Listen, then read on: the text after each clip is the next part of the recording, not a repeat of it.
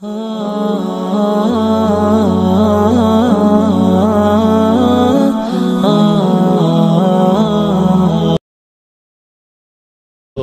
اس کا جواب یہ ہے کہ عورت کے بال کٹوانے کے سبب کی طرف دیکھا جائے گا.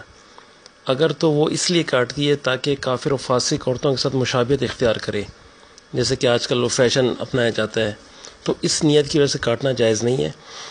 اگر ہلکا کرنے کے لیے کاٹتی ہے یا اپنے ہسبینڈ کی رغبت رکھنے کی وجہ سے کٹوائے تو اس میں کوئی حرج نہیں ہے. اور صحیح مسلم کی ایک حدیث ہے کہ جناب نبی کریم علیہ السلام کی ازواج جو ہیں امہات المومنین وہ اپنے بال کٹواتی تھی، یہاں تک کہ ان کے بال وفرا ہوتے تھے، یعنی کہ وہ چھوٹے کروا لیتی تھی. تو اس طرح یہ بال کٹوانا جائز ہے. اگر تو اپنے ہسبینڈ کی خواہش پہ کٹوائے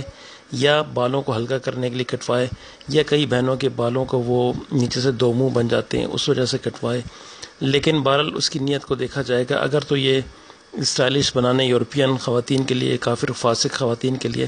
پھر علماء اکرام اس کی ممانعت کرتے ہیں اور اس کو جائز قرار نہیں دیتے. اس کے علاوہ دوسرا سوال میری بہن سمینہ مصباح نے یہ کیا تھا کہ یہ جو نقلی آئی لیشز ہیں یا پلکیں جو لگائی جاتی ہیں فیشن کے طور پہ بھی اور شادی کے موقع پہ بھی لگائی جاتی ہیں، تو انہوں نے وہ اردو میں میسج کیا تھا، اور زیادہ تر بہنوں کو شاید عربک سے وہ واقفیت نہیں ہے، ان کو عربی نہیں آتی ہے، اس لیے وہ یہ جو ٹرم انہوں نے یوز کیے ہیں میری بہن نے وہ شاید سمجھ نہ آئیں. تو میری کوشش یہ بھی ہوتی ہے کہ میں نہایت سادہ اور آسان گفتگو کروں، کوئی مشکل بات نہ کروں، اور خاص طور پہ عربی جو ٹرمز ہیں ان سے اوائڈ کروں، ان سے بچا کے، تاکہ سب کو میری بات سمجھ آ جائے. تو سمینہ مصباح میری بہن انہوں نے پوچھا ہے کہ جی یہ جو آئی لیشز لگاتے ہیں کیا یہ بھی ایک انہوں نے ایک بیان کیا ہے، یہ پوری ایک حدیث ہے، اس میں اللہ کے نبی صلی اللہ علیہ وسلم نے لعنت کی ہوئی ہے مصنوعی بال لگانے والوں پہ اور مصنوعی بال لگوانے والیوں پر، اور جسم گود کر یعنی کہ سوراخ کر کے اس میں نیلا رنگ بھرنا اور دانت کھلے کروانا خوبصورتی کے لیے، اور آئی بروز کے بال اتارنا، یہ سارا اس میں مینشن ہے، ذکر کیا گیا ہے. تو اسی حوالے سے وہ پوچھ رہی تھی کہ یہ جو اب بہت ساری بہنوں کو نہیں پتہ ہوگا کہ وہ کیا بات کر رہی ہیں، تو اس لیے میں ساری بہنوں کی آسانی کے لیے بتا دیتا ہوں کہ یہ جو آئی لیشز ہیں یہ لگانا بھی علماء کے نزدیک یہ بھی اسی حکم میں آ جاتا ہے جس میں مصنوعی بال لگانا ہے. میری بہن کہہ رہی تھی کہ کچھ علماء کہتے ہیں کہ یہ اس حکم میں نہیں اور صرف بالوں کے لیے. بالکل ٹھیک بات ہے ان کی. کچھ علماء کہتے ہیں کہ یہ صرف مصنوعی بال لگانے والے حکم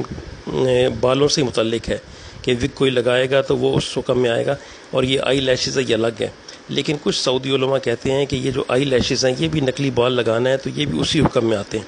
اس میں میری بہن نے یہاں پہ وصال یا وصل کا لفظ استعمال کی، حدیث میں واصلہ کا لفظ استعمال ہوتا ہے اور واشمہ کا لفظ استعمال ہوتا ہے، اور اس طرح سے بہت سارے الفاظ ہیں، لیکن وہ الفاظ چونکہ میری بہت ساری بہنوں کو علم نہیں ہے تو ان الفاظ سے بچا کے میں صرف اتنا بتا دیتا ہوں کہ یہ آئی لیشز لگانا ٹھیک نہیں ہے، اس کے اوپر فتویٰ ہے. آئی بروز کو بنوانا یہ بھی ٹھیک نہیں ہے. اب اس میں ایک نقطہ سمجھنے والا ہے، ایک بڑا اہم نقطہ ہے،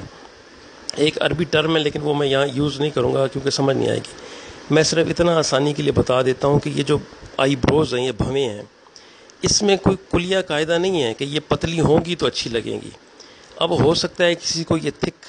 بہت ساری موٹی ہوں وہ اچھی لگتی ہوں، کسی کو باریک اچھی لگتی ہوں، کسی کو خمدار اچھی لگتی ہوں، اور کسی کو تھوڑی اچھی لگتی ہوں، کسی کو بھری ہوئی اچھی لگتی ہوں، کسی کو یہ سینٹر میں پوری کور آئی بروز اچھی لگتی ہوں، بیچ میں کوئی بھی فاصلہ نہ ہو. تو جب ایسی صورتحال پیدا ہو جائے تو پھر شریعت کی زبان میں یا فقہ کی زبان میں اس معاملے کو کہتے ہیں کہ بھئی اس کے اوپر کوئی پھر خاص قاعدہ نہیں نافذ کیا جا سکتا کہ نہیں سب نے ایسے ہی کروانا ہے. تو اس لیے اس کو چھوڑ دیا گیا ہے کہ یہ ناک کے اوپر جو بال ہوتے ہیں بھووں کے وہ بے شک ہٹا لیے جائیں، لیکن اگر یہ تھک ہیں موٹی ہیں تو ان کو چھیڑا نہ جائے. اب اس پہ بھی علماء کے دو گروپ ہیں، ایک کہتے ہیں کہ ان کو اکھیڑنا غلط ہے، اکھیڑا تو بالکل نہ جائے، اور ایک کہتے ہیں اگر کینچی سے تراش کر لیا جائے تو وہ بھی ٹھیک ہے. لیکن دونوں گروپ اس بات پہ ایگری ہیں کہ اگر نہ کیا جائے تو بہت بہتر ہے. ایک بہن نے سوال پوچھا ہے کہ کچھ خواتین جینٹس ٹیلرز کے پاس اپنے کپڑے سلواتی ہیں، اور ظاہر ہے جب کپڑے سلواتی ہیں تو وہ میجرمنٹ بھی لی جاتی ہوگی، تو اس میں کیا حکم ہے؟ تو حکم بالکل واضح ہے اور سب کے علم میں ہونا چاہیے کہ جناب نبی کریم علیہ السلام نے فرمایا کہ تم میں سے کسی ایک کے سر کو لوہے کی سوئی سے چھیدا جانا ایسی عورت کو چھونے سے بہتر ہے جو اس کے لیے حلال نہیں ہے. اور یہ طبرانی کی حدیث نمبر 486 ہے، اور صحیح الجامع کی حدیث نمبر 5045 ہے۔ تو یہ تو پکا ٹھکا حکم ہے کہ کسی غیر محرم کو ٹچ کرنا وہ کتنا سنگین گناہ ہے، اور مرد کے لیے جب اتنا سنگین گناہ ہے کہ وہ اس کے سر کو کیل سے ٹھوکا جائے یا اس کے سر میں کیل ٹھوک دی جائے، یہ اس سے بہتر ہے کہ وہ کسی عورت کو چھوئے۔ تو اور پھر خواتین کے لیے اس گناہ کی کیا حیثیت ہوگی، یہ خود اندازہ لگایا جا سکتا ہے۔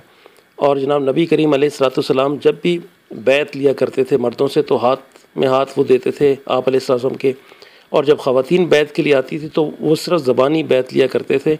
اور سیدہ عائشہ صدیقہ رضی اللہ عنہا فرماتی ہیں، صحیح مسلم کی حدیث ہے، روایت ہے کہ جناب نبی کریم علیہ السلام نے کبھی بھی کسی غیر محرم عورت کو ٹچ نہیں کیا، اور وہ ان کے زبانی ان سے بیعت لیا کرتے تھے، اور ان کے لیے یہی بیعت ہوا کرتی تھی۔ تو ہمارے لیے تو سارے ایویڈنس اور سارے ثبوت اور ساری باتیں واضح ہیں۔ اب اس میں اگر کسی کو جہالت کی وجہ سے یا کسی کو علم ہونے کے باوجود بھی وہ اس پہ بضد ہے گناہ پہ، تو وہ پھر بھگتے، پھر اس کے لیے کیا کیا جا سکتا ہے؟ احکامات اللہ تعالیٰ کے واضح ہیں، کھلے ہوئے ہیں، تفصیل کے ساتھ بیان کیے گئے ہیں، جگہ جگہ بیان کیے گئے، ہر زبان میں بیان کیے گئے ہیں۔ آج کل تو اتنا ایکسیس ہے سوشل میڈیا کے کہ ہر جگہ مل جاتے ہیں جوابات۔ تو قرآن و حدیث کی واضح ہدایت ہیں، کوئی بات چھپی ہوئی نہیں ہے، ساری خیر کی باتیں وہ بتا دی گئی ہیں، سارے جو امت کے لیے نقصان کے کام ہو سکتے تھے ان کے بارے میں بتا دیا گیا ہے۔ تو اب اگر کوئی نہیں کرنا چاہتا ہے تو اس کی مرضی ہے، لیکن احکامات کھلے اور واضح موجود ہیں۔